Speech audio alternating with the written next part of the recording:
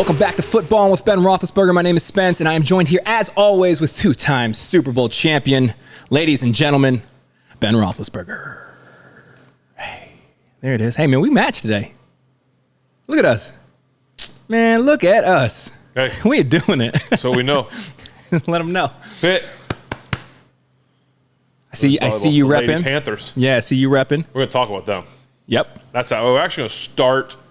Well, we'll start the show with the beer. Yes. But we're gonna open up the show talking about the Lady Panthers volleyball team because we've talked about them recently.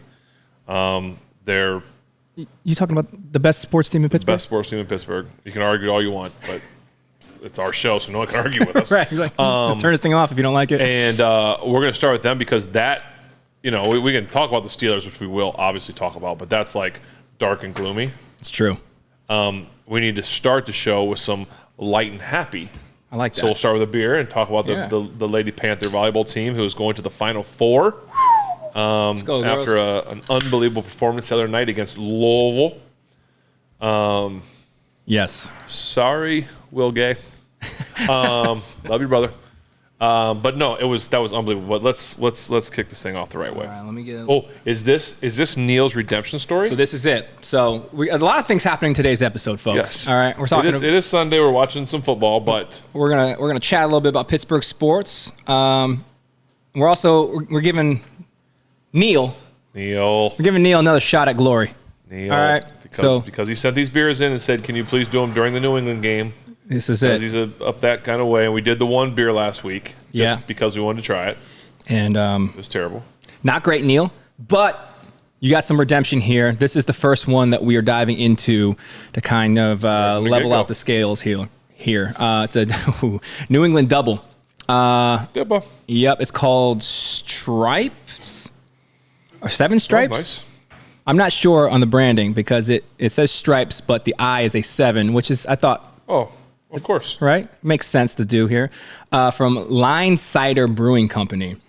Okay. So this isn't a cider. It's a Line side, you side like you're to the side of me, not cider. Like, hey, look at all these apples. cider. Yeah. Understood now. So East Greenwich, Rhode Island. All right. So this is a double, and we're gonna kick the door in here early because this is 8%. Oh, hello. All right. So Neil, What am I thinking of right now? For some reason, my mind just went completely blank. When something happens, he's like, "And you totally redeemed yourself." oh, Dumb and Dumber. Dumb and Dumber. Yeah, Dumb. Yes, thank you. And you told- That's what we're going for right here. Hey, Neil. fellas, big gulps, huh? Yeah. All right. See you later. So Neil, we'll see if you've totally redeemed yourself as we go here. There's so Because many. you sent 3 beers, one was no good. So you've got 2 chances, like we said earlier, to bat 600, which is Hall of Fame in Major Leagues, getting you to Cooperstown. Look at that, Neil. If we let this one go, you're only batting 300, and that still can get you in if your career is 3. But I don't know. We got to see what else you've done in life. Smells like a nice IPA. Doesn't smell awful. Okay. Neil, I'm not gonna lie, I'm a little nervous. I know you got your friends. All your friends are gonna watch this because you told them that we talked about you for a 5-minute segment. Yeah. Well, that Neil sponsored that deserved it. episode. He did. Thank Yeah. you, Neil. All right. All right. Well, we'll see. I trust you, Neil. Let's see what the big fella thinks here. Okay. The IPA enthusiast, aka the alchemist, aka 7. What do we think? Neil, Wow. I'm gonna pass judgment till I try one more. Okay. Well, I'll dive in and see what we're working with. Yes. See what you think there, Spence. My first inkling is I'm pleasantly surprised. I don't like New England IPAs. I don't like New England. I was going to stop New there. England, okay. No, that is very good. That's what I was trying to pass judgment till I had another sip. If you didn't tell me that was 8%, I would not have believed you. No, it just it tastes like a very good double IPA. Yeah. And I don't even taste the double. I think it's just like a good IPA. That's what I'm saying. Like that one will accidentally tuck you in there. Neil, you totally almost redeemed yourself. We got one more to try, Yeah. but well done on 7 stripes or stripe. I don't know, but there's a 7 on there, which is really cool. Obviously. Yeah, that's awesome. That's great. Thank you, sir. I'll give that a 7.5. Neil, to you and your friends. There's one for you, Neil. Yeah, I'll give that a 7.5 because I think that's the first New England hazy that we've had that's actually from New England. What's from Rhode Island? Is that New England? I think everything north of New York, right? Oh, really? I don't know. Okay. Yeah. I think of New England. New England. I know nothing. The Patriots, just wherever the Patriots play, that's the only New England I know. Yeah, that's really good. Yeah, well done, Neil. Good job, Thank Neil. you, sir. Appreciate you. Totally redeem yourself. Well, you know what? That's a good segue because I feel like we feel good. We're good. We feel good. Feel good. We feel good. You know who else should feel good? Who's that? The Pitt Lady You got volleyball it? team. Yep, that's right. Lady Panthers. Tell us, but you actually went to the game. I went to the game. Support. Yes. Well, we went to the Washington State game, which was the game before. Yes. And that was like three up, 3 down. Okay, listen, I know y'all ranked 5, but we're ranked 1. And I'm gonna talk in the we right now because I feel like I'm a part of the team. Yeah, they just haven't needed you yet. Because we're Pitt. We're all family. And they haven't called your number yet. Right. We're all here together. Yep. So we played Washington State, ranked number 5. We're 1 in the bracket. And it was like quick work. It was 3 up, 3 down, took care of business, did what we were supposed to do. When you're the 1 seed, you go out there and you take care of it. So that was cool. That was the last game. So then this game comes up, and it's against Louisville again. And we talked about the Louisville game before where, just give you guys a little recap. Last year, Louisville beat us in the Final Four. This year, Louisville beat us the first game at their place. I believe it was at their place. Then they came to our place, and this was the infamous, we lost the first 2 sets, and we went on a little run and took down the next 3, which from what I've been seeing as I've been watching more and more volleyball as I'm getting more and more into it, that doesn't happen very often. No. Because obviously you're down 2-0 because the team's pretty good. So the fact that we came back the first time we played them from down 2-0 to win 3, and it went down to the, that 5th set we were there, we were going nuts, it was at the Pete. That was Pack the Pete night. We packed the Pete. We did. So anyway, they won that one, leapfrogged them in the rankings. So now we're getting a rematch, Louisville in the basically the Elite 8 or whatever you want to call it. And winner goes to Tampa for the Final Four. And so we're there. Got some of my family in town, thanks to Pat Bostic and everyone else in Pitt to help get us there. Took some family members there, and it was not good early. No, it was not. It was not good early. How did it feel? Because I was watching on TV. Yes, it felt like we came out like, okay, a lot of excitement, a lot of energy. Here we go. And to me, the kind of kicker early was that Olivia Babcock, number 5, our All-ACC Freshman of the Year, first team ACC, all that, was a little off. Her serve is one of the most deadliest and dynamic serves I've ever seen in my life. Like, I don't want to get hit with it. No. And as a matter of fact, did you see in the Washington State game when she hit the girl that was trying to dodge her? Like, she was trying to dodge it. It was like dodgeball. Yeah. The girl was trying to get out of the way, and it hit her in the side. Yeah. And it was like, I thought you had to chuckle. I saw that and I thought, that's a tough. I wouldn't want that. I'm a full grown man. I would not want to have to. No, it was lightweight embarrassing for the girl. I get, but that ball's coming at. I would love to know the speed. I'm sure someone does, but it hit the girl like dodgeball last game. Yeah. So anyway, she struggled early, and I think the whole team just it felt like the energy quickly switched to Louisville. Quickly, their small little fan base, their parents, all of them were really loud.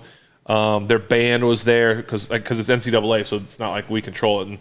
And I guess they alternate timeouts. So during one timeout, we get our band gets to play, and the other one their band gets to play. Dude, so was it like Drumline? Like back in the day? Like that, yeah. Like were the bands battling too? Battling. Yeah.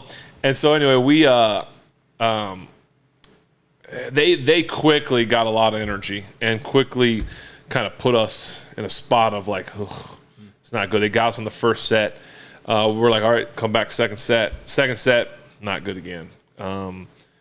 Olivia's still off. It's just like, I think at one point, I don't remember her getting one serve even in. Like it was there all long. She brings the heat. Yeah. And it was like everyone was out. I could be wrong, but that's what it felt like. And people like around us were like, man, she can't do anything right now. Yeah. And they're sending 2 blockers to her, so all her like kills are getting blocked, and it's just like, man, this is our linchpin of our team, kind of. And so it was very frustrating. And then we get to the third set, and it was like, all right, it's now or never. But there's no chance that I think you texted me. Like, there's no way we come back again. Like, we did it once. This team's too good to come back from because they were on fire. Yeah, the old reverse sweep. Like, how many times do you do that to the same team? It's not happening. Right. And that third set, like, we started getting some momentum. And I was like, okay, let's just get this set. Let's just see what happens. And we were able to get it. We started getting into a groove. And I think what happened was they started feeding our other freshman, number 4, Tori Stafford. They started feeding her. And she's all ACC freshman, all ACC. She's absolute beast. Yep. Those 2 freshmen are going to be playing for a long time together on this team, and it's going to be fun to watch. Yes. But they started feeding her, and it was something to see. I mean, she was getting kills, and just it was pretty cool. So we get the third set, we get to the fourth set, and I think it was the fourth. It was the fourth set, and Olivia is up to serve, and I don't know. I wish I knew what happened. Like, I would love to know what Coach Dan Fisher said, but the thing I like about Coach Fisher, by the way, as I get into this, is volleyball, as I'm learning, again, this is all new to me. My sister played, but we're 8 years apart, but my daughter's starting to play, and what I've noticed about volleyball, which is so unusual as from other sports, it feels like, is you can make a mistake in volleyball, and everyone comes together like it's all good. Like, it's always high-fiving. There's a lot of high-fiving going on. A lot of patting on the back, a lot of like, it's all good. And that's like, can be frustrating for me because like, I'm like, if I make a mistake, no, I don't want to come high. I don't want that. Like, no. You wear that a little bit. Yeah. And you know what's funny is our setter, Rachel, I think, number 10. I got my notes down. She's ACC setter of the year, which she is an absolute stud, by the way. Yeah. She can set a ball from like her belly. Like, I don't know how, she's just so good. She can block, she can hit, she can. I've been watching a lot of other games. She's the best setter I've ever seen in my life. Like, she is so good. It's unreal, actually. She's the quarterback. As I'm learning about volleyball, I'm learning that the setter is the quarterback of the team. They're setting certain people. You got to know what to do. They probably don't get enough credit because the outside hitters is the priest, right? They're like, the power. Yeah. But the setter, she's like, she gets that team going. But the reason I'm saying that is she cracks me up because I think she's a lot like me. There was one time in the game where a mistake happened, and all the girls come together, and she's just like, it's like, you ain't catching these high five. I don't want to get in there. I'm so mad. But she did. She went in there, but you could tell that she's not about like, it's business. Yeah, it's business. And that's why I think why she drives that team. But anyway, so I go back to what Coach Dan did. He gets, and why I like Coach Dan is Coach Dan's funny because when a mistake happens, you see him all the time looking like, what are we doing? Like, they're out there like, girls, it's okay. And he's like, what are we doing? And he uses some choice words, I think, but it's just like, what are we doing, guys? Yep. So it's funny. So at some point, he looks at Olivia, our freshman stud, and says something to her she's getting ready to serve. And the way that she looked at him, the response of her look, he must have said something along the lines of, are you going to do anything today? Are you going to help this team once today? Are you, like, I don't know. It had to have been something that made her be like, are you really? That's where we're at right now? Okay. All right. Yeah. All right. She serves this ball, ace. There you go. And as you hit it and you kind of get in and as ace, she does this. I'm going to be her. Okay. The camera's coach. So I'm coming back to you. All right. The camera's coach. She hits it. She gets up there and she goes, want some? Get some, bro. Huh, what do you think now? What now, coach? What now, coach? I don't know if she said it, but she looked it. Yeah. And he just was like, there you go. And I started thinking like, that's a coach. That's a coach that knows how to get the most out of his players. And he knew what she needed. Yeah. He knew that she probably needed motivated with a little bit of like, probably nastiness. A little tension. Not a like, hey, listen, you're going to be okay. I'm sure it was nothing like, I could be wrong. They ain't handing out ribbons? I don't think so. There's no. But it reminds me of like when, every quarterback or every you have to motivate your guys differently. Good leaders know how to motivate your people. Willie Colon, whether it's you're yelling at a guy, you just look at something. Willie Colon used to say all the time, man, I know when 7 gives me this look, I know what's up. But they don't have to say anything sometimes, So he got her going, and she went on this little run. And then she just turned it on, and it was like, hey, that coach found a way to motivate his girl, his stud, and next thing you know, they win 3, they win 4, and you're like, holy cow, we're going to 5. And In the third set, halfway through, no one sat down the rest of the time. The whole stands were up? For our section was up. This section, I mean, I couldn't see anybody sitting. I'm sure there was some people. There was this older couple behind us that were still sitting down. But Louisville was sitting down, and their band was sitting down.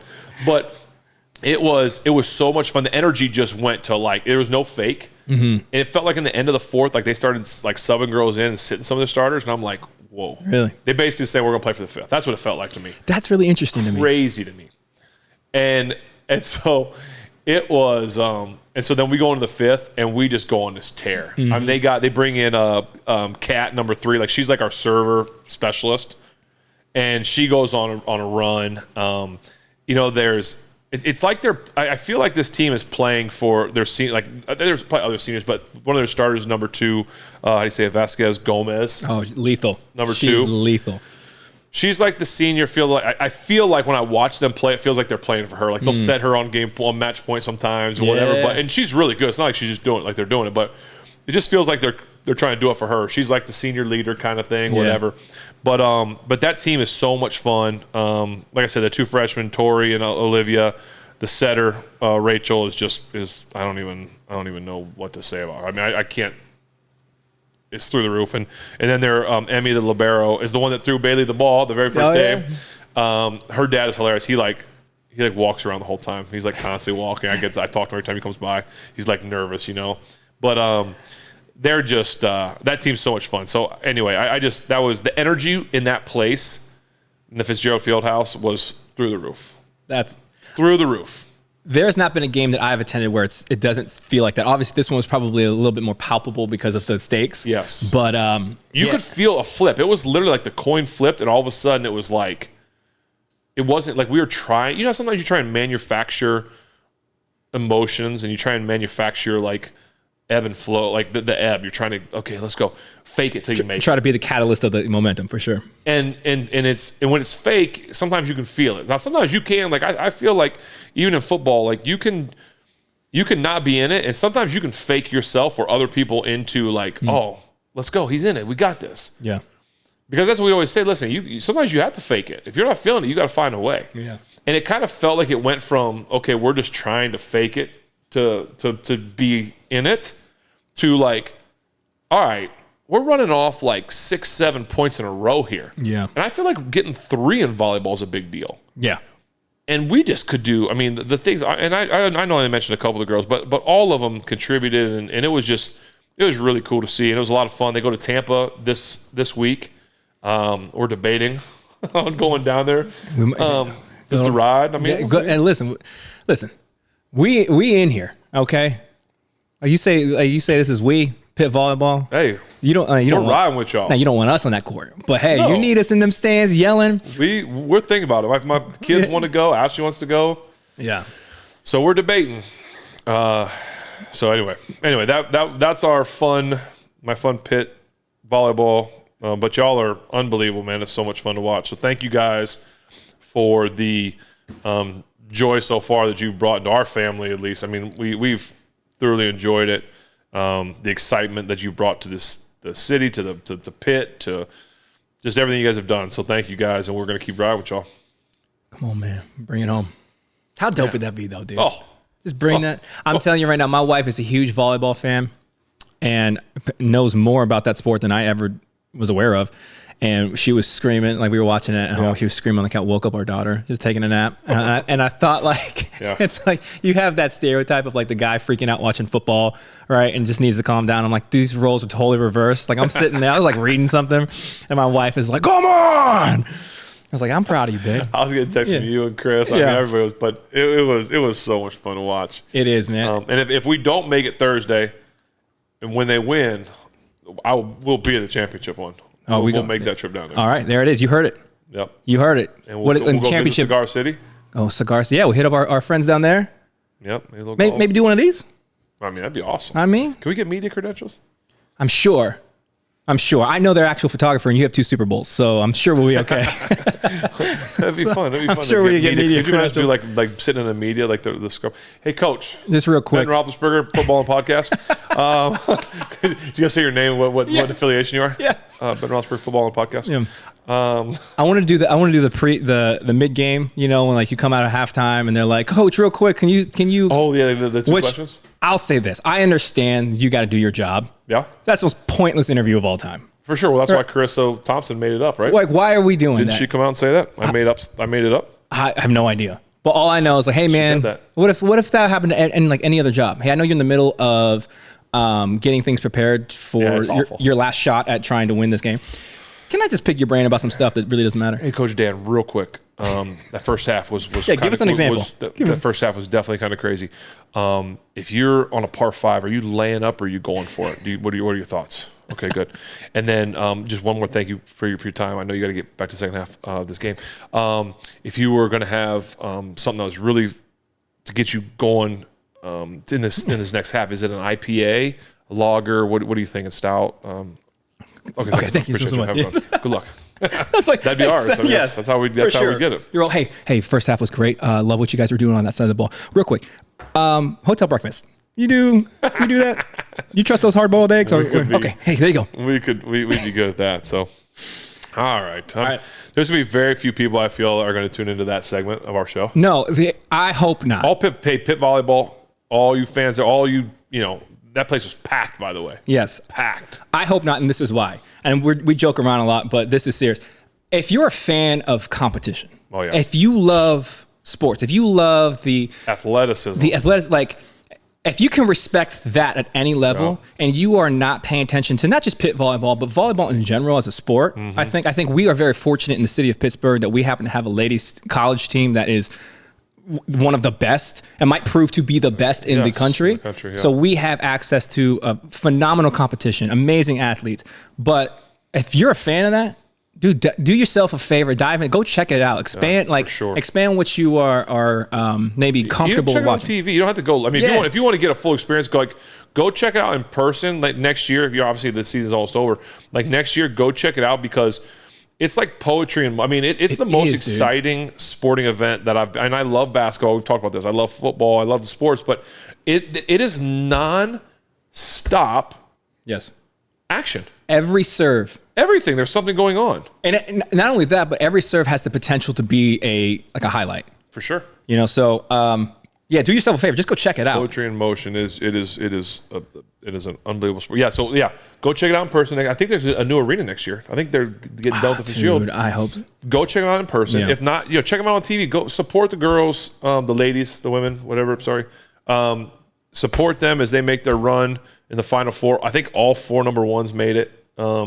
So I think we, it's like Nebraska, us, Wisconsin, and I think Stanford if they beat Texas, which I fell asleep. Really? I didn't check. But I didn't watch the last game. Anyway, check them out, man. It's so cool to watch. Yeah. And we're going to be good moving forward because we got the 2 freshmen back. We got our setter coming back, and we have, we've got a good team. Yeah, and our coach, he's been there for... Not a long time. But when he came, the program really and that kind of leads into a conversation we were having a little bit earlier. Maybe we can dive into in a bit. But not only do we have phenomenal players moving forward, that's going to produce a great product, but you got a coach that seems to have figured something out here. And I think when you get that, that's a recipe for just. Because we had a conversation about coaching. Yeah, and this was my question because I feel like this is a question that's probably been going on ever since. Probably the beginning of sports, but really when Tom Brady left the Patriots is how much can you contribute the success that an organization has to the coach versus the player. Now we had our own little version of this, obviously in Pittsburgh when you left, right? But we were highlighting the Belichick Brady kind of divide, and I had a unique stance. I don't know if it's unique, but probably I gave more credit to Tom than to Belichick. For sure. And you argued that. Not argued that, but it was more of a 50-50. Yeah, I listen. I think I think he's the greatest quarterback of all time. So I think there's something it has a lot to do with him. Yeah. Do not get me wrong, but I wouldn't take any credit away from Coach Belichick just because he had Tom. It doesn't, if that makes sense, because you have to work together. Like they work together. And I know people will say, well, what about what you did? What has he done since Tom's left? I get that. Well, you look at his coaching tree. He's had some coaches that have left that didn't have success, but were really good in New England. I think what he does, I've had a former teammate that went there that said that we have been more talented here in Pittsburgh, but yet we can never beat them. Well, to me, that says that there's some pretty good coaching going on up there. Yeah. And so, you can. There's people will debate greatest coaches of all time, and I think every great coach had a great quarterback at some point. Whether you talk about Bill Walsh in San Fran, Chuck Noll with Terry. Now, Chuck Noll obviously had a lot of great football players. We got a ton of Hall of Famers. I think Bill Belichick. I think the one, if I were to pick a coach that I think you would want to really, that kind of bucked that system, because it's hard to find a great coach that didn't have a great player, because you're not going to win games. You're not going to be a great coach. Would be Joe Gibbs. Joe Gibbs won 3 Super Bowls with 3 different quarterbacks. Yeah, and that was the example. I was like, see, that's kind of more of what I'm talking about. Huge. But then you. But he had other, like they had the Hogs. They had some good players, but you had 3 quarterbacks that played at a high level. Yeah. But it wasn't like you had them for a long period of time. Yeah, and two, I think to combat my own thought, because I always do that, I debate in my head. I think it's more of just a fun exercise to like hear what people think about it. Like, hey, here's a topic, let's debate this. Is at what point in time can you contribute that quarterback becoming that quarterback, or that player becoming that player, to the fact that there is a good coach, right? Obviously, Tom Brady, I don't know when he was drafted, but late round. Yeah, wasn't highly touted, and then obviously sat behind Bledsoe. And matter of fact, one of the most popular late round, success stories, you call it. Yeah, and so you have that, and how much of being in that system for the time that he was contributed to him being able to. Or be able to do what he was able to do. Listen, I'm going to tell you this. I know for a fact that Bill Belichick and his coaching staff have outcoached many teams, many coaching staffs. I don't know. I can't think of specific examples this week of when we played them of how it happened this week, but there were times that we'd go in there feeling like, man, we got to play this New England team that's really good, but we also got to. Their coaching staff's good too. Like, they just know their stuff. They're scouting, whether they're we've said on this show before, and we've gotten criticized from the New England people because we've not necessarily called them cheaters, but there's been some unique things that have come out of up there. But either way, I wanted to say it so bad, I didn't. Either way, I'm just going to say it like you've got to deal with a good football team, and so there were times this game that one time particular that. It was like 4th and I thought less than like a foot for New England. Late in the game, and they chose not to go for it. And I was like, this is a mistake. Whoa, like what is Coach Belichick doing? Like, this is a mistake.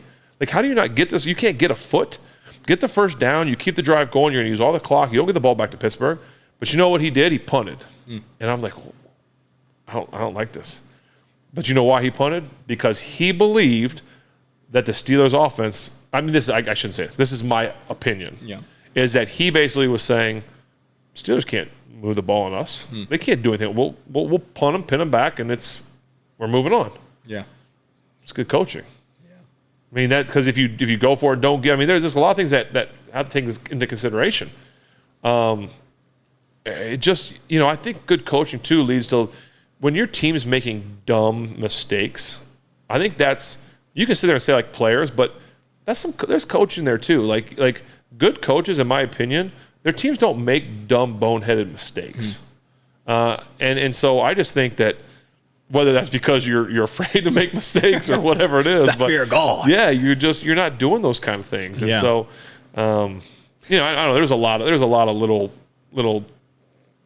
places we could go with this, but that's just and that was the thing that I felt like we got out-coached this week specifically by Bill Belichick. I think the thing that really showed that to me, I mean, I think there's probably examples if you analyze it. The thing that stood out to me was the clock management. Yeah. I thought the way he did that was quintessential Bill Belichick, and I thought in doing that just took away probably 2 opportunities for us to get the ball in the way he managed that. Well, I think when we didn't have timeouts at the end of the game because we had to use them on debating on going on a 4th down. Yeah. We had to use them on a play clock. After when we had to use timeouts, you can use timeouts. Like we'd have this debate. I'd have this conversation. I don't know if they still do. I would have conversations with Coach Bruce, Coach Randy. Like, hey, listen, if we're, and Coach Tomlin a little bit too, when that play clock's running down, okay, first half, say the play clock's running down, you've got 3 timeouts. Coach, would you rather me take the timeout and use the timeout, or do you want to just take the 5-yard penalty and keep the timeout? First half, you know what? Take the timeout. But in the second half, having timeouts is huge. Yeah. Sometimes, I know it sounds crazy, sometimes it's better to take the 5-yard delay a game than it is to waste a timeout. Sure. Because at the end of that game, if we had one more timeout, we have another chance. And so when you lose timeouts because of like silly penalties, too many men on the field, not enough men on the field, I mean, just all this stuff, like you can't afford in the second half of games to burn silly timeouts and not to have them late in the game. And so to me, that's bad. It's a bad coaching. Yeah. Now you can say what you want, like so-and-so didn't report, so-and-so wasn't supposed to be on the field. Like, yeah, I get it that as a coach, you tell a guy to be out there. Like, I don't like blaming a coach for a missed field goal. Yeah. Coach didn't kick it. Yeah. Or, a player on special teams runs into somebody. Oh, that's the special team coach's fault. Or that's it. Is it, though? He's not. You think he didn't coach? You think he didn't coach it? Like, hey, listen, don't forget you're not allowed to run into that guy. Oh, okay. Oh, okay, got it. Yeah. This guy here? So some of that stuff isn't, you can't put that on it. But when you're, it's 4th and 1 and you take a timeout to figure out, if you're going to go for it or not go for it, like some of that stuff, you just got to, preserving timeouts at the end of the game are like so valuable. Yeah. Like that's why it's the same thing as in a 2-minute drill when you're going down the field.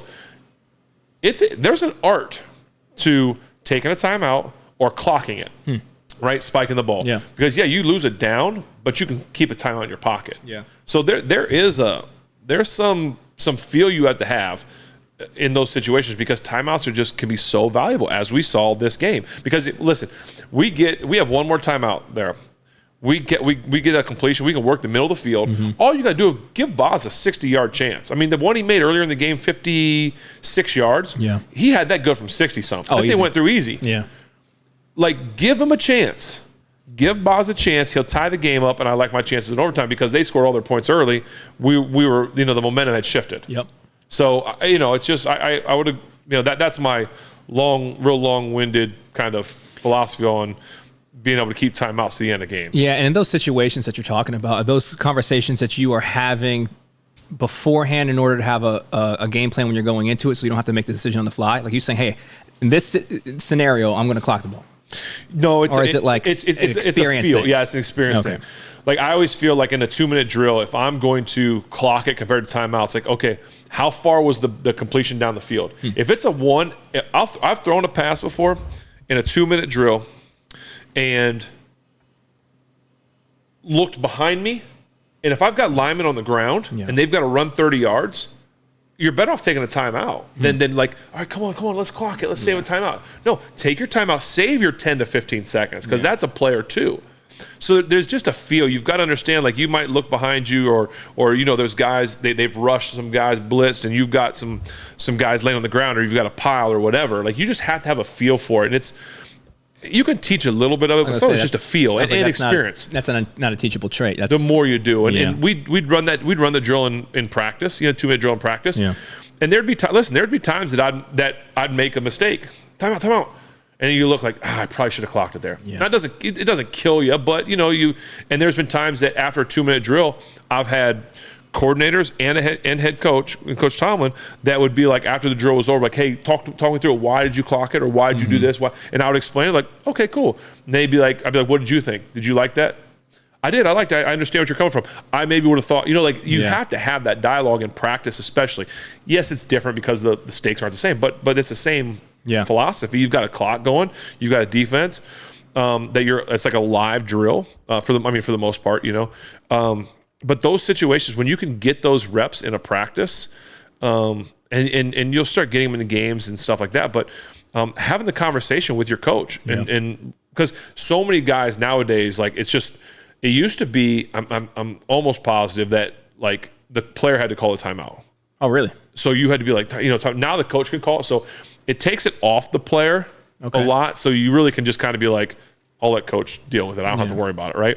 But I like to have control of it. Sure. And there would still be times that obviously coach would call timeouts, but because he may feel something different than you do. But that's why if you have that conversation with your coach, then you can as much be on the same page where, I might be running up like, come on, clock, and he calls timeout, and you're like, coach, like, I had this. We could have done that, and that's like, he's like, okay, I got you. So next time, whatever. So just being able to have that dialogue and that conversation, the understanding. And like I said, it was really fun to be able to have those conversations after the drill was done.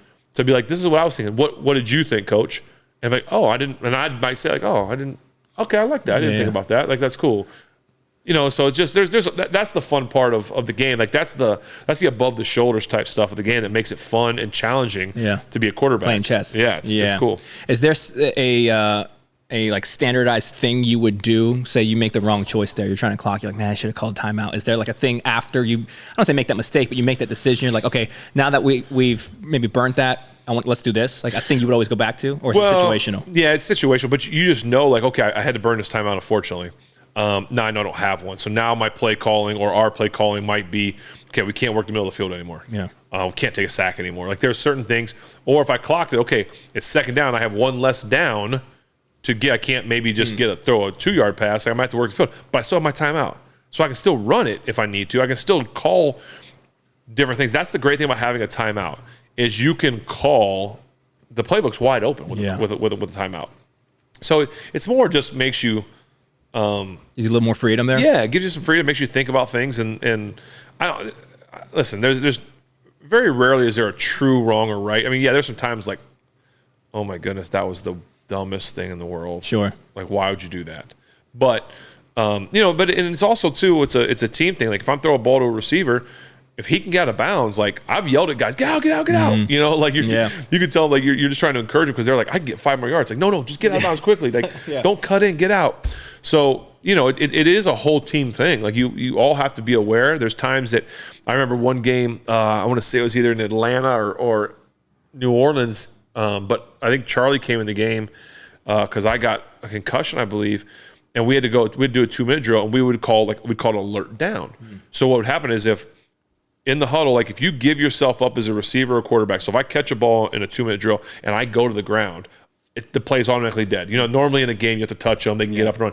If you give yourself up, it's over. Okay. So that's what we would do in certain situations. We would say, hey, listen, if you catch this ball, just get down, hand the ball to the official, and because then you can don't try and run and get extra yards. You can save 2 or 3 seconds if you catch it and go right down. And I think he did. I want to say Atlanta now. He completed a big ball in the middle of the field, caught it, alert down. The guy got down, got up, clocked it, and kicked it, won the game. You have to have. So it is a full team thing. Yeah. You just have to work together. So. I mean, that's a really long tangent on clock management. But I think that's awesome, bro. You know what I mean? For somebody who said to manage a clock for 18 years, I think that's really cool to hear. Because I have a whole bunch of more questions. I do want to get into the other beers and this game that I feel like we're avoiding. But maybe we'll do some segments going forward to kind of just pick your brain on some football stuff, man. Just some stuff that you wouldn't have any reason to explain unless somebody asked you.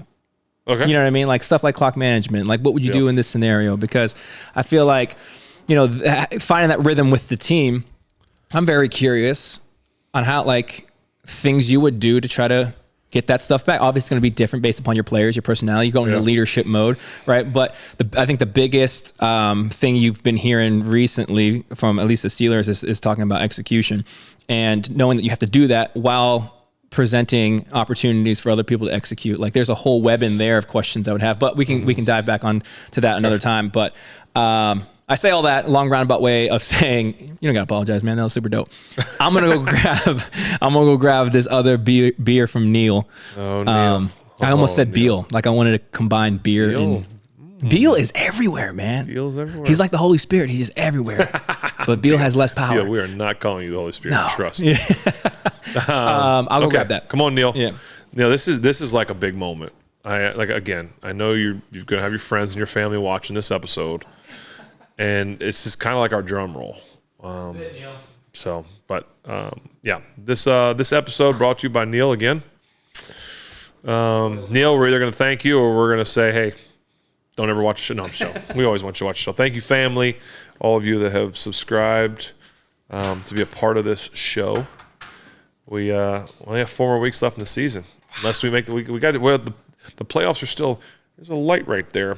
Right there is a light that says playoffs that we're like just almost at. It seems like we're wearing sunglasses. We might not be able to see that light. That's what it seems like. We're close. We'll see. I'd be interested to know. There's a lot of games going on right now that are like AFC teams that are.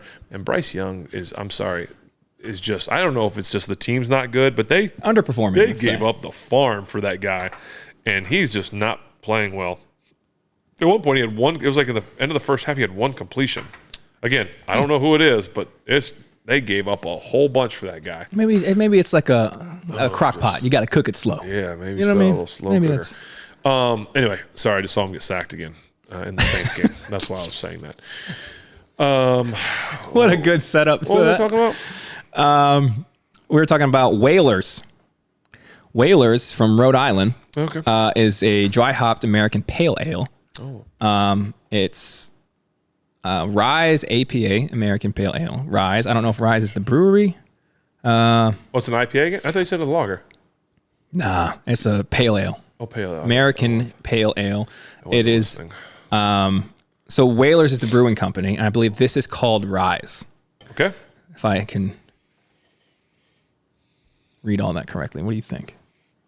American From Rhode Island. Not an IPA, an A.P.A. An A.P.A.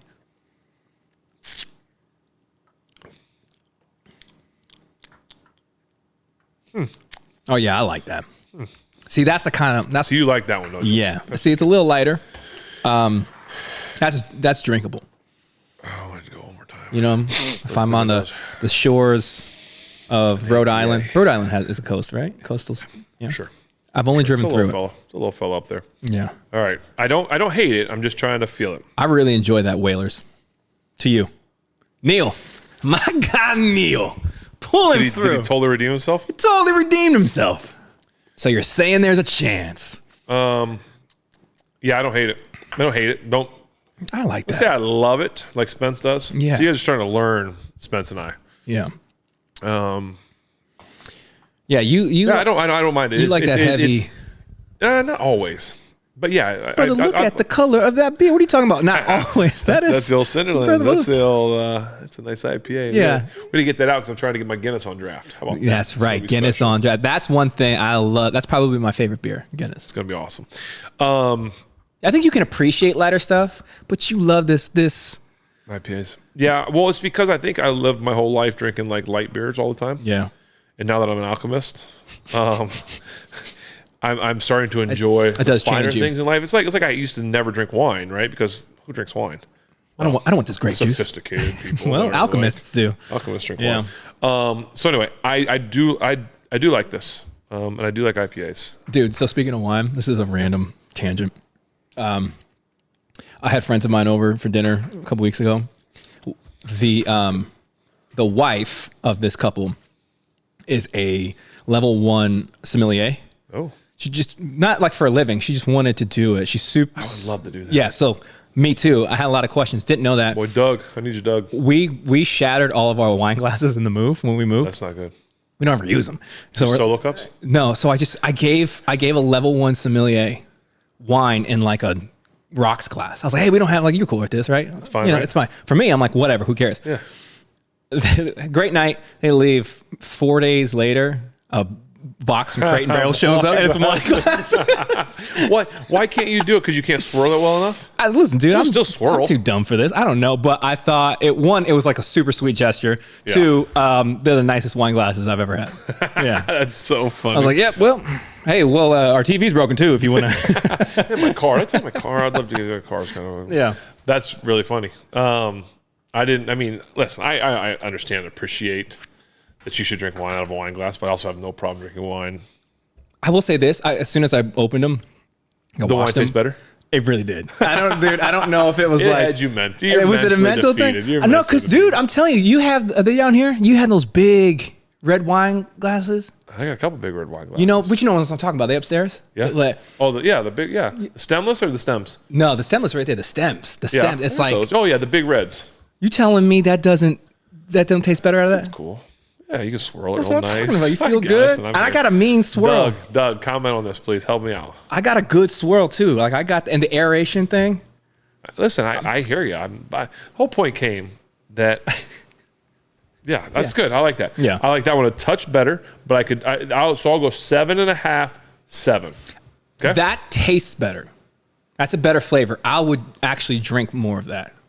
Yeah. No, I don't. Listen, I don't disagree with you. Yeah. If I'm going to have a couple of them, I'm going to do this. Yeah. Besides, that's an 8 or 9. Yeah. But I feel you, dude. yeah, I think we're on the same page. You know, it's Neil, funny. well done, Neil. Okay, we'll let you keep watching and You're be in. a part of the family still. Thank you for sending those. Pull up to a chair, Neil. Yeah, Neil. Yeah. Here you are.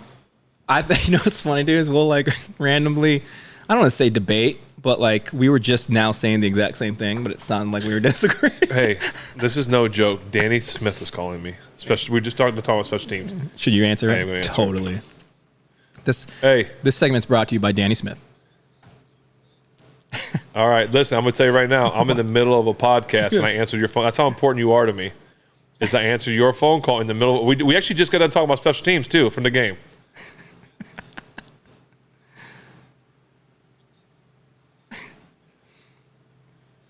Danny, this is a family show. All right. Just a heads up. Well,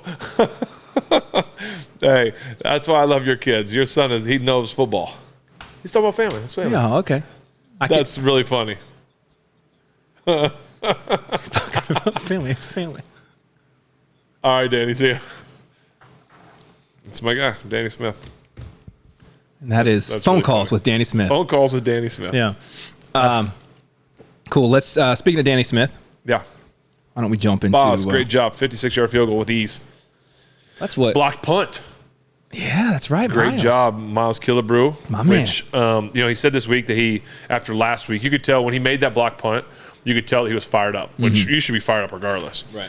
But he was looking at the crowd. I mean, took his helmet off, and I'm like, oh, Miles is letting the crowd know, like, see, all y'all that were booing me last week, this is what I'm about. Are you not entertained? Yes, and he did. And, I guess there was some, he said in the media a little bit that maybe he received some nasty, he didn't say how he received it, nasty notes or, I'm assuming it's through social media because I think everything nasty happens through social media. Yeah. Nobody sends letters anymore. But he said death threats, he said nasty things, whatever. And unfortunately, it's unfortunate that happened because there's no play. Listen, it's a sport, guys. Just a game, we guys. love y'all, your fans. Like, we play for you guys. We want you guys to be happy. We want y'all to enjoy it. But at the end of the day, it's not life, man. It's what we do. It's not who we are. So if that really did happen, which I take that man for his word. He's a good, honest person, man. I know him. I'm sorry that happened to you, Miles, and I'm glad that you got some redemption on a block punt and doing what you do best. But I'm sorry for your family. Everybody had to deal with that. But I was so happy for him to get that. That was really, a turning point too in the game because it gave us short field where, they were doing whatever they kind of wanted. And if they punt it down, we gotta go the length of the field again. That's not going to be an easy thing to do, I don't think. So, big play there, which kind of got us back into that game and made it a game, I think. Yeah. No, I totally agree. Thanks for calling, Danny. Yeah, thanks for reminding us, Dan. Yeah. There is a lot to talk about in this game, man. Yeah. Unfortunately, on our end of the road, is more negative than positive. Yeah, unfortunately. Maybe just, I don't know if you have anything that stands out. I have some notes here that I want to look at, but is there anything just from remembering, because you went to the game. I was at the game. My first game, I went with the boys. The boys been wanting to go. Is there anything that stood out to you that you wanted to highlight before we dive into some of the specifics? Yeah, I'll give you my flyover type 2 cents thing. I think, them going down the field in the opening drive was just like demoralizing. Just deflating. Always is. Juju doing what Juju does. I love that guy to death. This is 2 weeks in a row that a former Steeler got some redemption on his team. He goes up, that first play catches a 30-some yard completion early, 37, I think. Goes up and kind of takes it off the back of somebody, which is Juju was the king at combat, what we call combat catches, which means there's someone around and it's going to be violent. Comes down with it, and he had a great game. I think it was 4 for 90. I mean, that's crazy. Yeah. And but you could tell he was motivated. I thought them getting that's their first ever plus 30-yard completion of the season. Crazy. Yeah. I thought, TJ getting dinged early in the game. It might have been the first play. Very first play. He got rocked. When they showed the replay, I was like, oh, man. Like, he looked like it was like a UFC type. Oh, yeah, dude. Knee. Like, I mean, his head got Masvidal. rocked. That's what that reminded me of, that Masvidal shot. Hey, it was a rock. And I was like, oh, man. And then come to find out now he's in concussion protocol. So it makes sense. Sure. That he was, that got him a little bit. Alex getting hurt early, getting a little neck thing, I think. Yeah, man, that was tough. Hopefully he's okay. I don't know what they ended up saying on it, but hopefully he's okay. I actually got to see him on the way out of the stadium. I don't know if I told you. I saw him on the way out. I saw him coming back from the hospital. Yeah. Him and his wife, and so we got to give him a hug, and the boys got to see him and just check on him and everything. Those are your two linchpins. I think they're both in concussion protocol, from what I understand. And so that was hard. I felt like the offense was there were times it was going, but we said on the show too, I don't know if we did, but we talked about like the Patriots were a good defense. Like it wasn't going to be easy. And we never quite got the running game going. It was I thought we did good enough. I hate to like criticize Mitch. I mean 22 of 35, 190, a touchdown, an interception. He'd have a rushing touchdown. I know he had an interception called back. And the interception he threw is weird to me because I was watching it and watching the replay trying to figure it out. Like, he threw it to a spot where there wasn't really anybody, and that makes me think that someone was supposed to be there. Like, you don't just throw it to nowhere, And so I'd love to know exactly what happened there. But, it's such a weird thing right now. Again, I know we're trying to do a flyover right now, but they come out and their tight end I think had 2 touchdowns. I think it was his birthday. Did you hear that? It was like his birthday. Yeah, dog. Happy birthday to me, I guess, huh? But I don't know. Just like some of the balls, like just barely missed our fingers, and certain things were just happening right for them.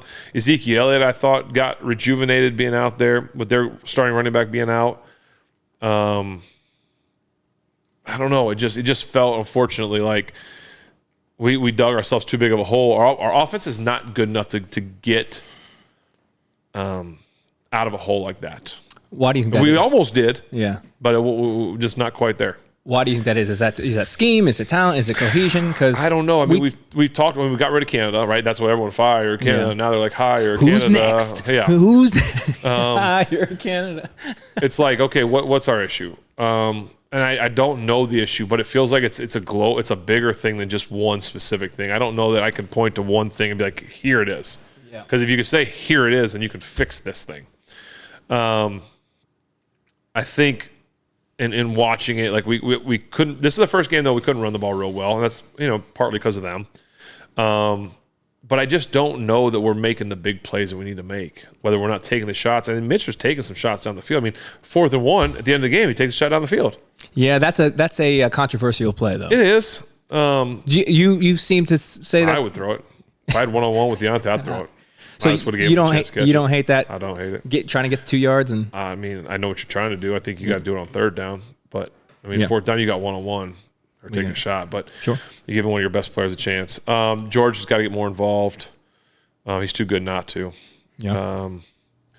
And so I don't know. I wish I knew that there was a singular thing. I don't know how much is Sully calling Matt stuff. Yeah, because we talked about this. He can't put it. You can start to implement stuff. It'll be interesting with this little bit of a break. We call it a mini bye. Yeah. Like, is he going to be able to? Like, are we going to kind of? If he is changing things, is he going to be able to take a little more out and put a little more of their stuff in? Mm-hmm. You've got 4 games left, I think. And you have 4 games left, and you've got to figure something out, because watching these AFC games, there's a lot of teams that are kind of like right now Jacksonville 8-4 versus Cleveland 7-5. Okay, who are you rooting for there? And then we talk about Cincinnati, Indy. Who are you rooting for there if you're a Steeler fan? I'm sure there's scenarios and they'll tell you, but I don't know just watching it. Baltimore and the Rams are tied right now, but Baltimore's going to probably have the 1 seed, so that's probably doesn't matter. So it feels like there's a lot of games that what happened today could knock Pittsburgh even further out of that wild card hunt. But it's just a bad. They're in a bad place right now. And then you got guys, your leaders like Minka after the game talking about, hey, can't just show up. Yeah, man, that's the thing I took away from it, man. The last 2 weeks, obviously, when you lose to teams that are 2-win teams, like back to back, you're frustrated. We were frustrated. NFL record, by the way. Yeah, dude. But my thing is like it doesn't seem like a schematic thing. It doesn't seem like a play calling thing. Now those things aren't great, right? They're not great, but it just seems cultural. It seems like the locker room stuff. It seems like guys not playing for each other. It seems like guys not, it just seems bigger. Like you said, it was global. And I know that happens when you get frustrated, right? When you get frustrated, everybody's frustrated. You've heard guys say it in their pressers, like, hey, man, the fans are frustrated. We're frustrated. Like, we get it. We're frustrated too. But yeah, it just seems different. Well, it seems like something that I said and got, one of the leaders on the team kind of got on me for saying that I felt that certain guys on the team aren't in it for the team, they're in it for themselves. Well, now some of the guys on the team are saying the same thing. Yeah. So maybe I wasn't too far off when I said that. But like a little football I know prophet. that I'm retired. I just don't, I'm not in the locker room. I get it. But it just feels like that. It just feels like that's something that's kind of been lost on this team a little bit. It feels like the Steeler way is just not – listen, you've got some great leaders on defense. Don't get me wrong. Cam and TJ and Minka, but you've got two sides of a football. That's what I'm saying. It's just a team. Yeah. Who is that guy? Who is that guy? If it's not the quarterback, because obviously that is just it's a variable right now. Yeah. Who's that guy? You don't have it on offense. I mean, you can bring a veteran football player in. Okay, Mason Cole, Isaac. I mean, you can bring guys in that are veterans, but they're not. Just because they're a veteran football player doesn't mean that they're a Steeler. Like they know what it is to be a Pittsburgh Steeler. When I left, I was kind of the last guard there, obviously. Like, Pouncey left the year before, Dave left. Like, those guys left, and it was like I was the last one. There was such an age gap for me and everybody else on offense that there just wasn't that Steeler tradition passed down. And you have it on defense, don't get me wrong, but you don't have it on offense right now, and it's just making it really hard. You're not seeing, in my opinion, the toughness on offense. And I say toughness in the sense of a Steeler toughness. I'm not saying there's anything wrong with like okay, this guy's soft or anything. Like who's grabbing someone by the face mask and being like, yeah, that's not that's not what we doing. do. It's not what we do. Is that happening? And yes, again, you have guys on defense doing it, but you need guys on both sides of the ball doing it, because when you're in offensive meetings, when you're in offensive huddles, when you're doing that, you're meeting separately. You need someone to stand up in that room on offense and be like, hey, this isn't what it means to wear the black and gold. Yeah. This isn't what has been handed down from those teams in the 70s. The Steel Curtain, the 4 Super Bowls, the Knowles, the Bradshaws, all those people, it's unbelievable. Yeah. And listen, I understand the further you get away from that, the harder it is. Sure. I get that. And unless it's being carried. Unless it's being passed down and carried the right way. But when the Kiesels left and the Farriers, the Fanekas, the Wards, the Bettises, you can go down the list. When those guys start leaving, they passed it. It's a matter of the person that it gets passed to. What do they do with it? I can give you you the answers to a lot of things. Yeah. Are you going to take those answers and use them, or are you going to be like, appreciate you, old timer? Yeah. I'll take care of this. Did you feel like when you got handed that you were responsible for stewarding something properly? For sure. The other way? 100%. Yeah. Jerome Bettis, Alan Faneca. Like, it was like, okay, Mr. Old Man, Mr. Rooney, Mr. Dan Rooney. You were like, man, I don't want to let that guy down. Yeah. I don't want to let the fans down. Like, this is how it's done. That's what you were told. Like, this is how it's done. And there was no like, well, no. Don't even Really? talk back. Do what we say. Okay, yeah, yes sir, whatever you say, and you did it. It was the same thing. Like when I got there, there was no music in the locker room. Yeah, you didn't blast music in the locker room because I don't know why. You just did it because you did it. And I remember when that I was a big stickler on that. Yeah, when I was in there, guys, hey, shut that music off. People be like, oh, Ben's in here, better shut that music off. But it's more tradition for you. Yes. It was more like, hey, guys. Because part of me, I did it, like the reason that it meant so much to me is because when Mr. Rooney, when Dan would walk in that locker room, he didn't want it on. And he might come to your locker and talk to you. And if there's something playing, like he was so soft-spoken. Yeah. If something was playing, like you couldn't hear him, like I was waiting. And even when he passed away, it was nostalgic to me. Like I kept waiting for Mr. Rooney to walk in that locker room, you know, because he meant so much. He took a chance on me. Like I love him.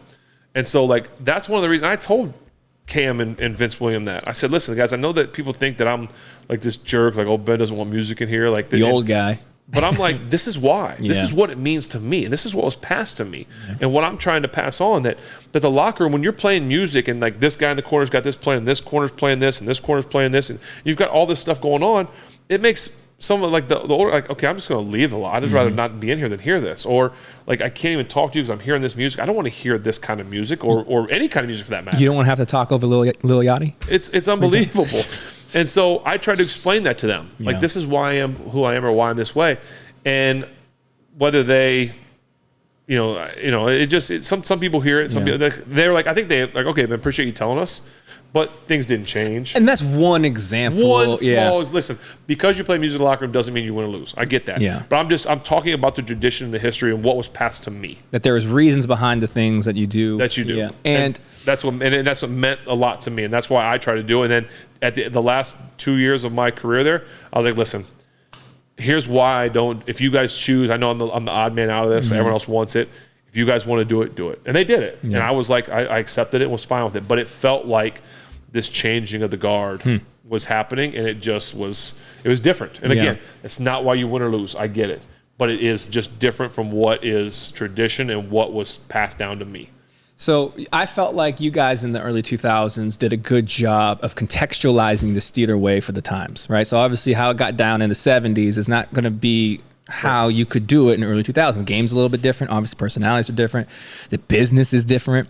I thought you guys did a good job of doing that. It seems to be the frustration among us Yinzers here that we might be losing that, but also the league is changing to where there has to be some evolution of the Steeler way. How do you think that happens? How do you think you take what was great back then and make it successful in 2024 moving forward? I don't know.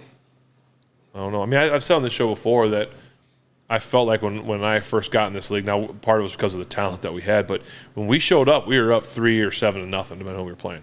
Second we got off the bus, 3-0, 7-0 us. Because people were intimidated by our defense. People were intimidated at times by like how good our offense could be. I feel like some of that's lost. Now listen, I think our defense is still very intimidating, but I just feel like people aren't afraid to play the Pittsburgh Steelers anymore. Not this year. Maybe not. For whatever that is. But I don't know. I don't have an answer to that question, but maybe it's just going to take some guys to get it, or maybe the tradition of the Pittsburgh Steelers is done. Maybe it needs to be formed a new kind of way. I don't know. There's your headline, guys.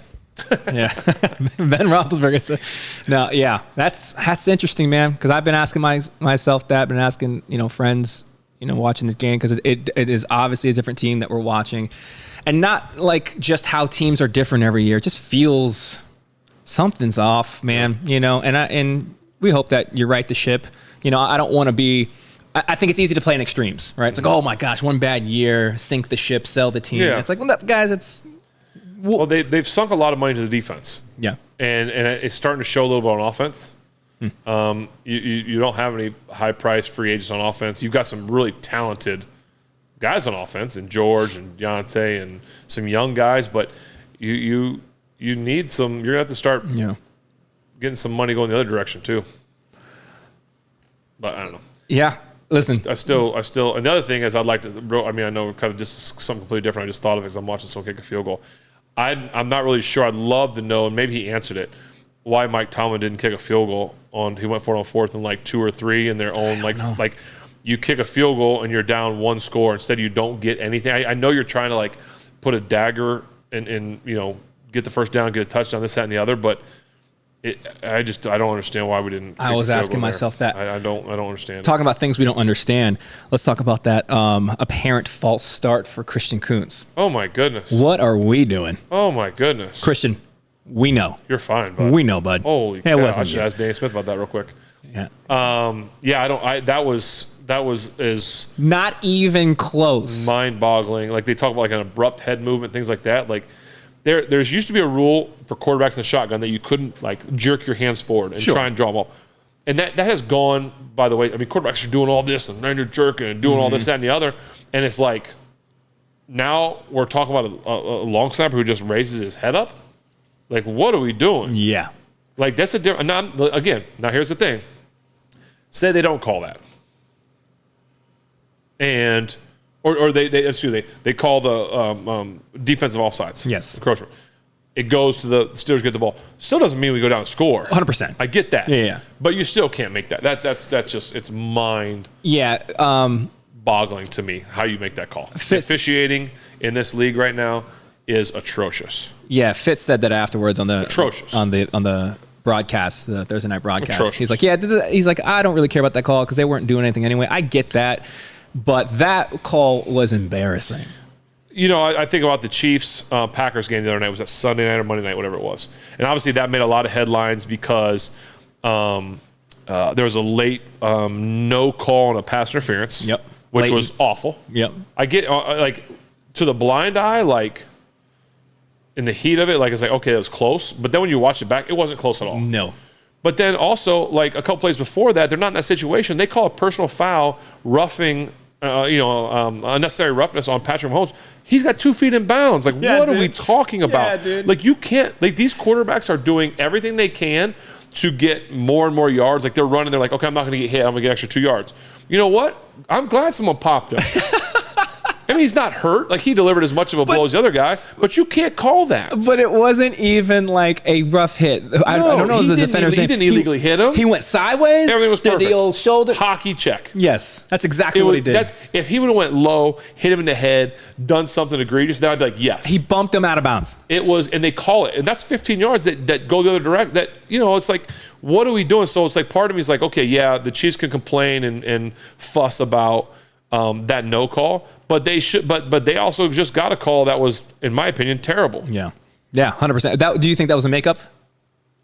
I don't know where they were at in relation. They do that. It was a couple plays later. Yeah, you can say what you want. Officiate. I am a 100% believer that officials have makeup calls. Yeah, there'll be a bad call, and next thing you know, just go look at it. It doesn't happen every time, but more often than not, if a bad call happens in a football game, check very recently after that. There'll be some sort of a call that goes to the other team that you're like, So are you okay with that though? Like if they don't make the mistake the first time. But if you do, because you can't be perfect. Listen, if you make the mistake, then just live with it and move on. You wouldn't be like, so yeah, I'm sure it's happened to you guys plenty of times. You wouldn't be like, hey man, give us one. You know. Yeah, you can say that all you want, but is that fair? Like, okay, I'm going to give you something just because. Like Well, no, I mean it happens. If it's close, then Ty goes to the runner. You know what I'm saying? Like Ty goes to the guy that got messed over the last time. Like, I don't know. They got a card. Hey, which team are we on? Yeah, all right, we botched them. There's people in their ears. New York's in their ear. Mm-hmm. I've always thought there's a little conspiracy there. Where's that mic'd up? Roger Goodell's in my ear telling me they want this team. Oh, they want the Chiefs to win. Oh, gotcha. No more. So moving through this, because we do have a very special beer that we're going to end this episode with. We're going to finish with something unique. Very unique. But there is a back-to-back games where the tight end of the opposing team has a phenomenal game. I thought that was very interesting because both teams' tight ends scored twice, at least twice. Mm-hmm. I have to look back at the stats of the Cardinals game, but does that tell you something in our defense? Well, I don't know. Maybe. I mean, I don't know. Is that having a middle linebacker that's supposed to cover? Is that a guy? You know, you're bringing in a nickel guy. You've got a safety. Are we underestimating? Or looking past, looking through the other team, which we talked about last week, right? Like, maybe don't overlook the team, but if you overlook a player, you're overlooking the team. Yeah. Just that. But again, that's something that I feel like a good coach would make sure that his team knew every single detail about every player. So I don't want to hear, and I'm not saying that Coach Tomlin didn't, but I don't want to hear oh, we didn't know about this. We didn't know this guy had this ability. We didn't know this guy could be a dude. No, you better talk about it, because I remember early on we would be talking when offensive coordinators would be going through personnel, and we'd be like, all right, this guy here hasn't done much this year, but in college he did this. Like, you got to be able to have that information. Be ready. They'd show you at least what he's capable of at some capacity. You have to. Yeah. One thing that I feel like I keep on hearing in the post-game pressers is they keep stressing about execution. Yeah. You'll get some, and I'm on the fence about post-game pressers anyway, but you'll get a reporter ask about an issue. How do you remedy that? And it's always, hey man, we just need to focus on execution. We need to execute. Or, hey, we need to flush this one and get back to work. Mm-hmm. Get back to, hey, we need to, it's like the same answers. And that mindset of going on to the next one, to help get over a loss. Yeah. At what point when you're losing games like this, is it detrimental to flush performance without diving deep into these reoccurring issues? I think the short week, we talked about that in Arizona. Yeah. Like, that's a flush it. We don't have time to look at this thing. I mean, you look at it, but you don't have time. You're playing like 3 days, 4 days. This one with the mini bye, like, they're going to get a weekend off. They're going to get some days off. This is one that you have to figure it out, because you just lost 2 in a row. Because the first one, you can kind of look at it as like an anomaly. Right? Sure. We just lost this team, man. We weren't even. Quarterback went down. Yeah. Now it's like, okay, twice. Mm-hmm. Like, something's going. We got to figure this thing out. Start looking. And honestly, if I'm a coach, and I don't mean just head coach, if I'm a coach inside of positions, inside of the offense, defense, I'm looking at what players are doing, and I'm going to start if players. And again, I'm not saying this that they're not. If players aren't holding players accountable, which is another thing that the Steeler way was, like, you didn't want to mess up because you were afraid of what your teammate might say or think or do. Everybody the face mask and tell you, hey, you do this again, you have issues. Yeah. I don't know if that's still going on. Maybe it is. Maybe it isn't. I don't know. But as a coach, if the players aren't holding players accountable, then you need to step up and do it. And you need to say, hey, listen, this is unacceptable. You're maybe it's like, we're gonna give you one more chance, or I'm sitting you down and someone else is gonna get a shot. We can't keep sending Chooks into being extra tight end and there being illegal formation every single time he goes in the game. Yeah. Is that on him? Is it on the receiver? Is it on the coach? I don't know, but it has to get figured out, or don't do it anymore. Yeah. Like, you can't keep making the same mistakes. Players can't keep making the same mistakes. Whether it's running a route wrong, whether it's not blocking long enough, whether it's not hitting a hole, like not making the right read as a quarterback, whatever it is. Like, at some point, coaches are going to have to start stepping up and being like, it's time to check someone else. Mm-hmm. Yeah, that's interesting to me, because with a lack of leadership on the offense, I don't know that there's anybody who has the right to do what you just said. I know. Right? Because at what point in time is it some cat that's maybe in a position of leadership, right? Like your quarterback, your center, your veteran players, if they will, some of the guys on the line, who just hasn't maybe earned the right to be heard. Yeah. Saying like, hey man, it's like, brother, you miss me with all that, man. You be snapping over people's heads, you missing blocks. I hear you, and I totally agree with you, because you have to earn the right to be able to do that, and I don't know that anybody's earned that right yet on that offense. What does that take, man? Because you got 4 games left. Like, is it completely predicated on your performance, like how well you're playing? Yeah, that's what it takes. It takes a guy that goes out there and shows ultimate effort, maximum support of his teammates. Like, he's never quitting on a play, he's never stopping on a play, he's finishing through the whistle. Like, at some point, if you don't have a guy that has the experience and has the wherewithal to be like, hey, listen, I'm gonna grab you by the face mask and tell you what to do, then you better be a guy that is so hardworking in practice and games. He's there early. He's there, whatever it is, that needs to be, because at some point, that's the new guy that is like leading you. He's sitting there, maybe, and you know what? It could be a Jalen Warren. It doesn't have to be a Najee. I was just going to say Jalen Warren. It might be him, where he's like, listen, I'm here giving him everything I have. He doesn't have to say it, but he's thinking, I'm here early, I'm here late, I'm not making the mistakes, I'm giving you everything I have. Maybe I'm not performing as well as I want to every play, but I'm here doing it. And there might be a time where he's going to have to, even though he's a young dude, at some point it doesn't matter. Like, it's not like he's a rookie full of like veteran players. Yeah. You're a young guy on a team that has no real leadership. Step up. It feels like from the outside, again, I'm on the outside, it feels like I would like to see Pat do it. Yeah. Honestly. Because tight ends have always been a leadership spot on our team. I know he's been hurt, and I like that he's not trying to be that guy, because sometimes it can be fake and phony. You feel forced. It's like I'm gonna go be this guy. Like, dude, you ain't on the field. Like, what are you doing? Right. But Pat, I think, has earned the right to do that, in my opinion. I get he's young, but I would love to see him kind of take that leadership step and just baby step it. Don't jump into it full, like helmet off, screaming, fighting, this, that, and the other. Take it steps, do this, do that, and keep working hard. Keep showing that you're trying to be on the field and develop into that leader that they need.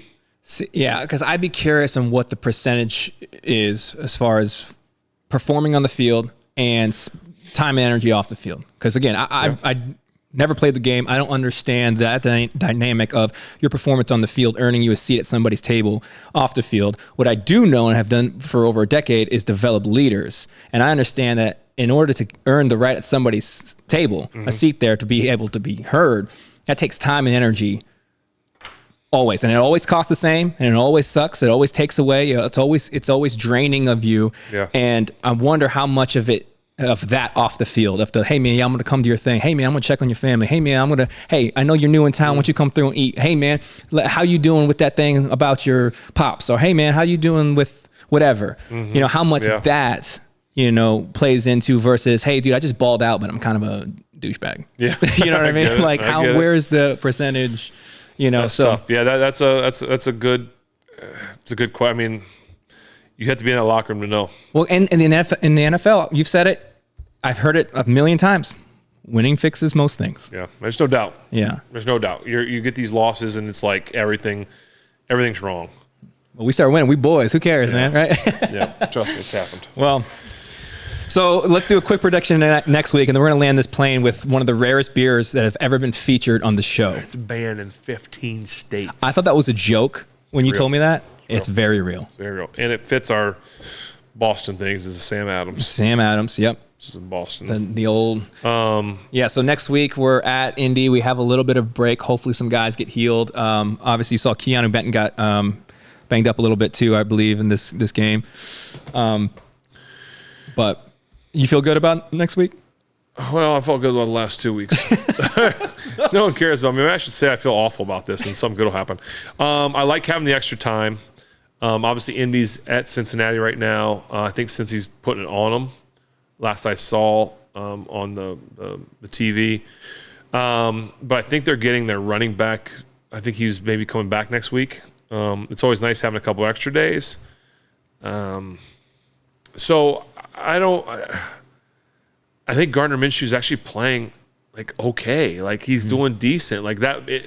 At one point, when you told me that we had the backup quarterback for like the Bengals, the Patriots, the Indianapolis. Who's after that? Well, we got Cincy and Ravens still again. Oh, tight. And Baltimore will be playing for like the 1 seed, so we're going to get their best the last game of the year. I felt good about it, and then we end up. Now, not so much. Yeah, and but I don't know much. I have to look more. I don't know much about Indy, like their defense. I just know that they'll be at home. It's not easy to play in that place, and their running back can be good. So we'll see. I don't know. I don't see why we shouldn't be able to, get the win. It's not going to be easy, but.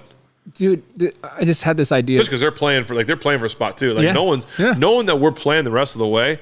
Of course, now Cincinnati I think is winning, and if that's the case, if Cincy's winning, then if Cincy loses, I think they could be like, kind of hang up potentially. Mm-hmm. But Cincy is like winning and having a chance, then it's going to come down to like everyone that we play coming down the stretch is playing for a spot. So no one's going to roll over. Yeah, and if Cincy's quarterback is pans out the way he looks. He played great last week. He's playing great this week so far, I think. With all these quarterbacks going down this year, bro, do you see any... No, I'm good. Oh. The Steelers have not called me. Do you see anything in your future where you just warm that chicken wing up? No. What would it take? The wing feels great. The legs, no good. Hey, man, we get you put you on a Segway. Those guys right in front of me. Put you on one of them Segway joint, right? And just move around. Get you rolling out. I can sit in the pocket. Just don't let me get out of the pocket. All right, so... let's do this. You go back. Just hear me out. You go back, and whatever they would pay you, you do it for free. Do it for free. Yeah, because you love the game. Okay. All right. You do it for free. Okay. Right. And you spend all that money on linemen. That way, you know good and well that you can sit in that pocket for as long as you want. Right? Yeah. Get you another ring. Make that hand a little heavier. I think I just solved the world's problems. You're welcome, Pittsburgh. Got it. Next. Now, with all of these quarterbacks going down, do you see anything in the future the teams doing kind of what the Saints are doing with this kind of revolving door of quarterbacks? They have like Taysom Hill. What's his name? Taysom come in. I don't like it as a quarterback. Like as a quarterback, I don't want to rotate out because playing quarterback is so much about rhythm.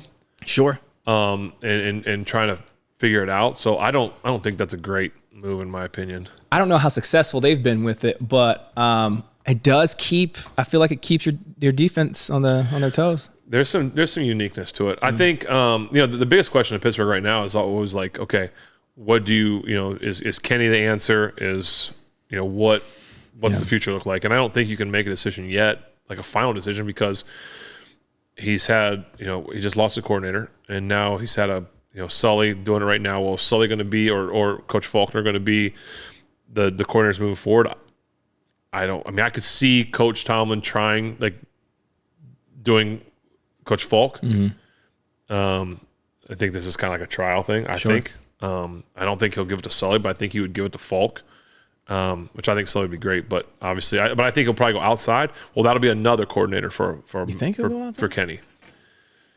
I know he's not. I know it's a possibility. I know it's not what he does. He doesn't like to go get young, good like again Byron Leftwich would be great. But but I think he might try and stay with Falk unless he feels unless Mr. Rooney steps in. And says no. But my point in saying all that is, regardless of what they do, it's Kenny a new coordinator. So I think that gives you got to give Kenny another shot. Like I would have loved to see what he could have kept doing this year. Yeah.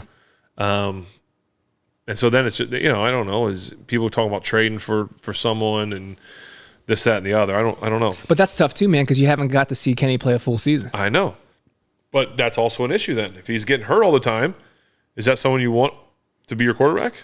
Well, I mean, because you don't know what you got. Well, last year it was like I don't feel like Kenny's playing with confidence. Like I know that he can. Yeah, see, preseason he was playing with like he was unstoppable. We need angry Kenny. We need, you know what I mean? We need Kenny. We need that chip on the shoulder Kenny, Yeah. But first we need healthy Kenny. So once you heal that ankle up, Kenny. I don't know. I don't know what the issue is, so I'm just speculating solutions. But with that being said, win in Indy. Listen, we win in Indy, and all of a sudden everyone's going to feel a lot different. Yeah. I'm telling you. And if we don't, it's, we're done and pack it up, this, that, and the other, even though if we're not mathematically eliminated. But it's going to feel like that, I think. Let's do this final beer. Let's do it. Let's do it. I'm excited. This has been one in the waiting for a while. You need a thing, like a... No. Oh, I don't know that. I'll bring just in case. Okay. I don't know anything about it other than it's from Sam Adams. I think it's called Utopia. Oh, Ash is calling me. Hold on, Ash is calling me. Okay. Hello. Hey there. No, we're not done. We're almost done. Probably another 10 minutes. Oh, no, we're almost done. We're just finishing up. I figured I'd answer in case there's an emergency. You're live on the air. Ash, people love you. You need to get People love you, Ash. Yeah, Spence said. Don't be embarrassed. Okay. I'm not hungry. I'll call you back. Get food if you need it. Bye-bye. I didn't set up beer. I feel so embarrassed. Wow. I didn't set the beer can. I messed up. Look at this thing. Here, I'll punch in. This is Sam Adams Utopia. I have a window that closes. And when we open our window, we see Mr. Adams. Hey, Mr. Adams. Look at that thing. This is Utopia. This is banned in 15 states. What is that made out of? That's real life copper. Is it? Look at that. I'm not spilling this one, bud. That's all you. Look at this thing. This is, I don't have the box anymore. Yeah, probably don't need that. Let's twist that off.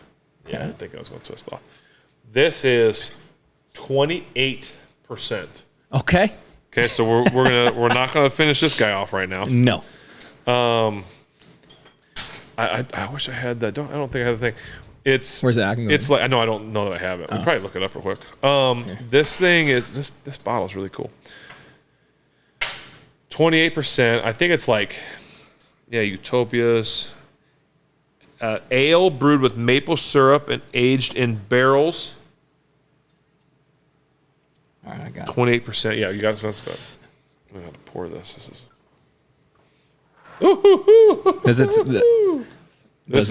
is a way. We should just, the show should just fade to black when we take a sip of this. I can do that if you like. All right. Beer at its most spirited. Dude, that looks like oil. Yep. All right, we make Utopia.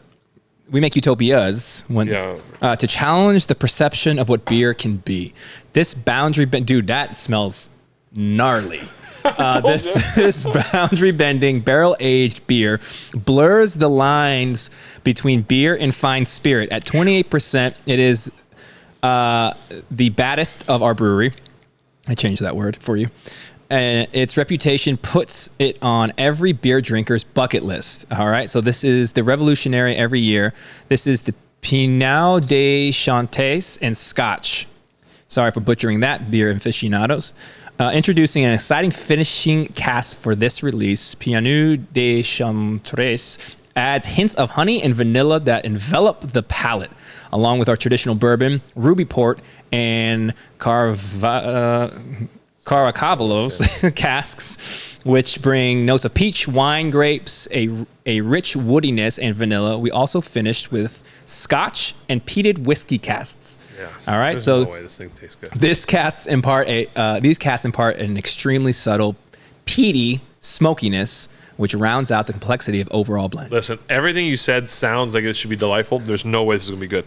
I'm actually gonna Sam as I'm open the blinds and let him. Actually, I should make him not watch this because this could be bad. Okay. This is not going to be one that I'm going to take a big sip with. They said this is good for like 10 years on the shelf and doesn't need to be refrigerated, but of course we want to try it cold because. Yeah. So here's the deal. You want to read? There's more to this thing. It's superpowers. It has a superpower. I know. It's super strength, better with age. Okay. All right. So the malt varieties are Pale Munich Caramel 60. Hop varieties are Halterottau Mittelfrüh. I said that right. Spaltler. That's like John Johnson. And Tatang. That's literally the other one. I mean, it smells so strong. Yeah. That So strong. There's no. I'm gonna smelling this. There's so strong. There's no part of me that's going to enjoy this at all. I think Alabama Boss shotgunned this. Or funneled it. That's par for the course. Funneled it. Yeah. Which is ridiculous. So this is Sam Adams. What kind of a sip are you going to take here? Brother, I'm going to follow you into the dark here. I don't know. It smells awful. Sam Adams Utopia, 2023 vintage. Oh, okay. Please don't throw it for the first time ever in our show. I'm not taking it. I'm just sipping this thing. Yeah. Let's. You know I don't drink like hard. I mean, it smells like a... Matt Elf's probably as gnarly as you get. Yeah, this is not. I might be sleeping on your couch here. Oh. That's my. not- It's like all in my mouth. That's not good. Oh, my teeth. That's really coats you there, huh? Yeah, it does. It's very... Does it taste like a beer? No, not at all. Tight. It has... Wow. It has so many flavors. It's actually not... It's very strong. But it's really good. Like I taste the honey, Really? I taste syrup, I taste a lot of things. Really? Yeah. So this is Oh, I don't want any more than that little cup. beer aficionados would love this. Yes, it has a lot of flavor. Like remember Matt Elf has like it's really warming me up. It really got warm. Is it hot in here? Is it me? Got the slow burn. Like Elf, like you taste like cinnamon, you taste so many things. Yeah. You taste so much in that. Dude, It's not as bad. I mean, it's not as bad as it smells. I shouldn't have smelled it. It's not as bad. Go ahead. Just have a little sip.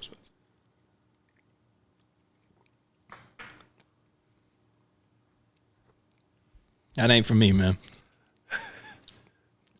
The back half is I told great. you, it's got a lot of flavors to it. The back half is delicious. All the caramel, cinnamon. I mean, all the honey, syrup. Yeah, the initial one hit your mouth is miserable, Oh, it's god awful.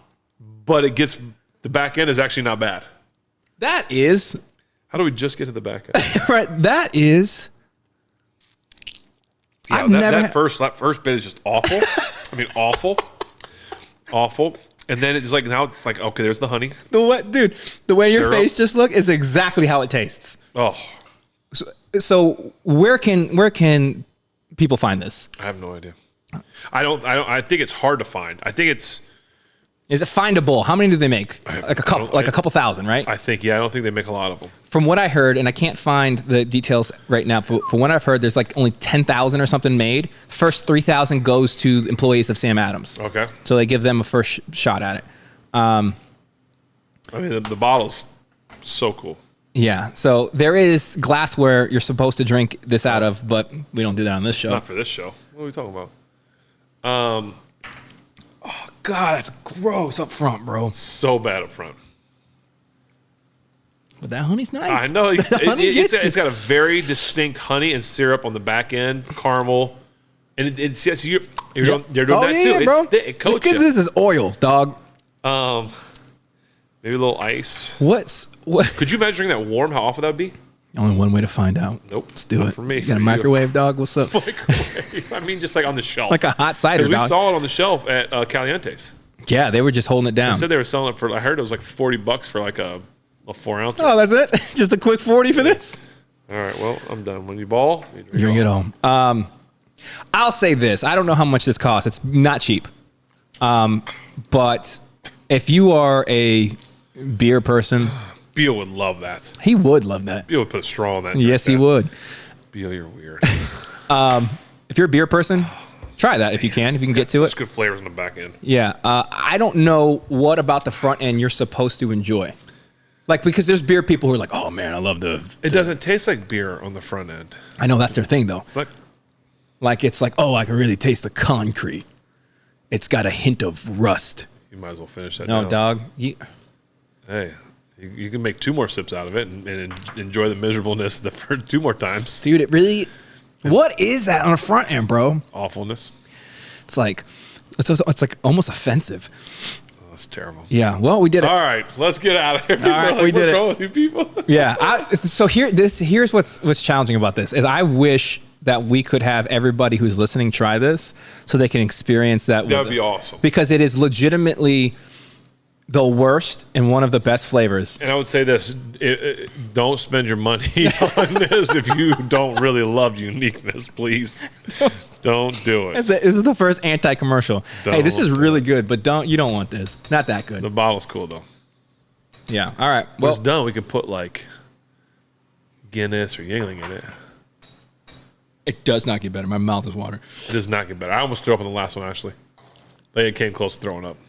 I feel like I got to do that warm or like room temp. You want to do it warm temperature. See, Yeah. I don't think I'd like a warm. Just to see what it is because the front end feels like the a microwave.